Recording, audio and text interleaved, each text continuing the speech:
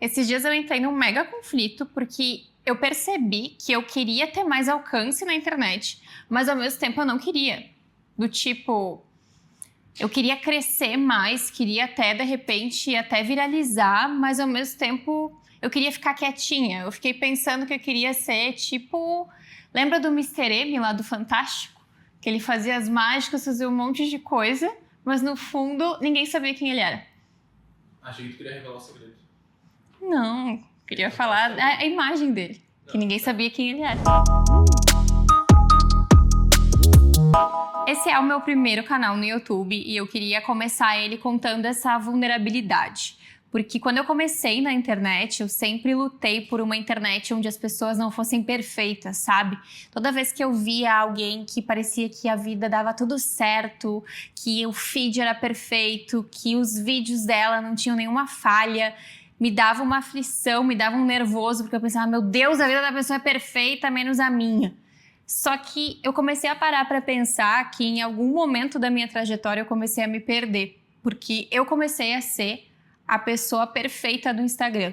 Logo eu que lutei tanto quando eu comecei para que isso não acontecesse. E não foi nem algo forçado, assim, do tipo, agora eu quero passar uma imagem perfeita para as pessoas. Muito pelo contrário, como eu crio conteúdo desde 2019, eu lembro que quando eu comecei a criar, eu tinha uma preocupação muito grande, muito genuína em passar um conteúdo de qualidade para as pessoas.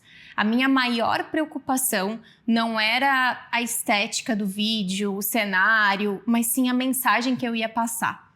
Eu sempre ficava me questionando se a mensagem que eu estava transmitindo, ela realmente foi entendida ou será que alguém entendeu de uma maneira equivocada? E isso me deixava muito nervosa, a ponto de que eu estudei muito desde o primeiro dia que eu decidi criar conteúdo na internet. Eu lembro que antes de fazer um post, eu estudava, eu lia livro, eu lia artigo, eu perguntava muito para as minhas professoras. Eu lembro em todas as formações que eu participei, de alguma forma eu me destacava, porque eu era tipo que nem criança, sabe? Que estava sempre perguntando. Porque eu sempre imaginava que era da minha responsabilidade transmitir um conteúdo que realmente fizesse sentido para a pessoa.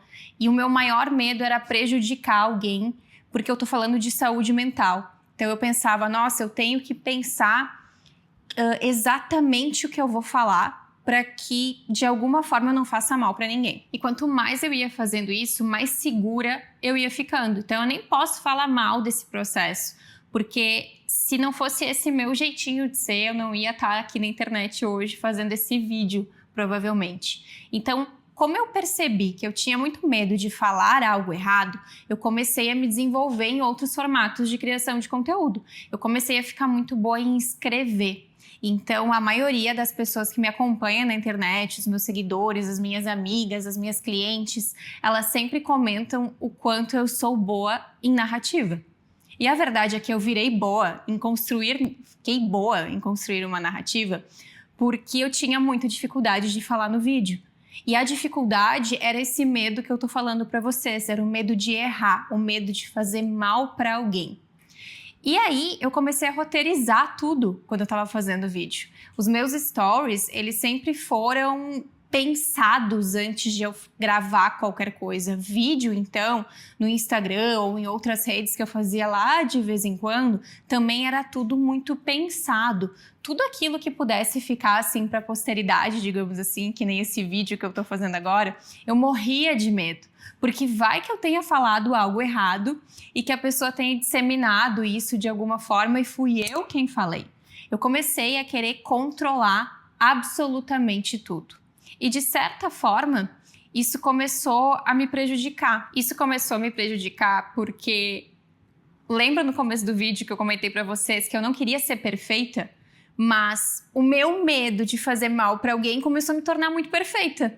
Porque parecia que todo vídeo eu falava tudo direitinho, era sempre no mesmo tom de voz, era sempre tudo muito bem falado. Eu fui perdendo a minha espontaneidade. E tudo isso que eu tô falando pra vocês é algo que eu tive um insight muito recente, não foi nem um insight, foi um trabalho mesmo de autoconhecimento para entender por que eu estava com tanta dificuldade de gravar vídeo. Porque eu queria gravar vídeo para a rede vizinha e é evidente que eu senti dificuldade. Eu, inclusive, cheguei a fazer uma consultoria. Eu tinha ali toda a parte estratégica muito bem estruturada, só que quando eu ia fazer o vídeo, eu não conseguia, eu demorava muito. E eu não estava entendendo, eu pensei, gente, eu faço há anos isso, eu consigo gravar stories também, porque os meus stories, ultimamente, não tem mais esse roteiro, tá, gente? Eu faço de forma espontânea, mas por quê? Porque ele dura 24 horas. Então, meio que ameniza essa pressão que eu mesma vou me colocando. Já na rede vizinha, lá no TikTok, é completamente diferente. E outra, a probabilidade de viralização lá é muito grande. E isso me dava um medo muito maior. Então, a Bea, que faz os vídeos mais roteirizados, estava vindo muito à tona.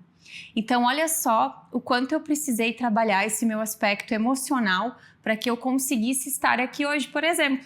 Porque esse vídeo que eu tô fazendo, ele não tem roteiro. Ele tem alguns tópicos que eu vou consultando aqui para que eu consiga lembrar, mas é completamente diferente dos vídeos que eu sou acostumada a fazer, onde eu vou pensando palavra por palavra. Resumo da ópera. Não estava me faltando estratégia, estava me faltando autoconhecimento. Porque vamos pensar que teve um dia que eu fiquei, acho que no mínimo, umas 3 horas tentando gravar um vídeo pro TikTok. E quanto mais eu tentava, mais estressada eu ficava, mais eu queria desistir, mais eu queria jogar meu celular para a janela e fazer outra coisa. Eu tava ficando muito frustrada. E eu já tinha o conhecimento, já sabia o que tinha a falar, mas mesmo assim eu não conseguia me desenvolver. E eu penso que é isso que acontece hoje com a maioria das empresárias. A gente vai forçando uma produtividade, mas a gente não consegue estar atenta às nossas reais necessidades. A minha necessidade era acolher essa minha insegurança de talvez ser mal interpretada na internet ou alguém talvez não gostar do meu vídeo. Essa minha ética, esse meu jeito genuíno de querer ajudar as pessoas estava me atrapalhando. E se eu não tivesse notado, provavelmente eu ia desistir ou talvez eu nem ia estar aqui. E eu tentei uns 2, 3 dias ainda fazer vídeo e eu estava super frustrada. Mas tem algo que me ajuda a me perceber, que é o tal do mindfulness, que é uma habilidade que nos ajuda a enxergar a situação sem a interferência das nossas emoções e dos nossos pensamentos, digamos assim. É sobre a gente enxergar uma situação com clareza. Inclusive, clareza é super a palavra da moda, principalmente falando de marketing digital. Mas muita gente fala sobre essa palavra, mas não ensina na prática como desenvolver isso. E esse mindfulness que eu tô falando, até nos próximos vídeos eu vou abordar mais sobre isso, ele não tem o objetivo de relaxar, de ficar de boa, ser uma coisa assim super utópica.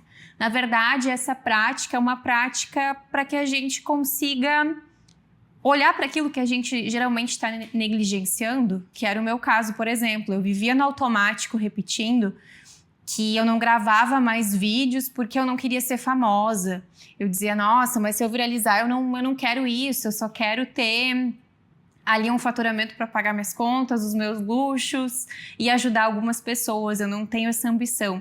E de fato isso é verdade, mas na verdade eu estava me escondendo atrás de um discurso de tantas vezes que eu repeti, isso me impediu de enxergar o que realmente estava acontecendo e me impedindo de dar um passo que para mim era tão importante. O mindfulness que eu mencionei, ele nos ajuda a enxergar melhor a situação. E quando eu enxergo, eu consigo escolher com mais consciência como que eu quero agir. Não significa que eu não surtei, que eu não pirei, que eu fiquei com raiva. Aconteceu tudo isso, só que muitas vezes a gente tem esses sentimentos e a gente desiste, a gente paralisa, ou até mesmo a gente fica forçando, como eu tentei fazer, né? Tentei forçar essa produtividade. E a prática nos ajuda a conseguir enxergar, acolher e então escolher como agir. Então, o mindfulness, ele é basicamente isso, mas como eu mencionei, a gente vai abordar esse tema mais pra frente. Se esse vídeo fez sentido para ti, aproveita para se inscrever no meu canal, acompanhar mais conteúdos como esse e também me seguir nas outras plataformas. Um beijo e até mais!